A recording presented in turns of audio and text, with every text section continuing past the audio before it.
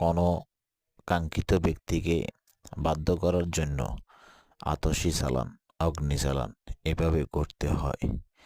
এবং একটা বাড়ির মধ্যে এইভাবে নকশাগুলো আগে লিখে নিতে হয় পাক পবিত্র অবস্থায় কোরআনীভাবে। সম্পূর্ণ তদবির সিদ্ধ করে লিখে তারপর চালান বসাইতে হবে। এভাবে তদবির করতে করতে 1 থেকে 3 দিনও হইতে পারে এবং 11 দিনও লাগতে পারে, 17 দিনও লাগতে পারে, উদ্দেশ্য ব্যক্তিকে বাধ্য করার জন্য। তাহলে ওই ব্যক্তি বাধ্য হয়ে তার সাথে সাক্ষাৎ করিতে মরিয়া উঠিবে, এতে কোনো সন্দেহ নেই। এবং যে তদবিরগুলা দেখা যাচ্ছে এই নকশাগুলা দিয়ে তদবির চলবে।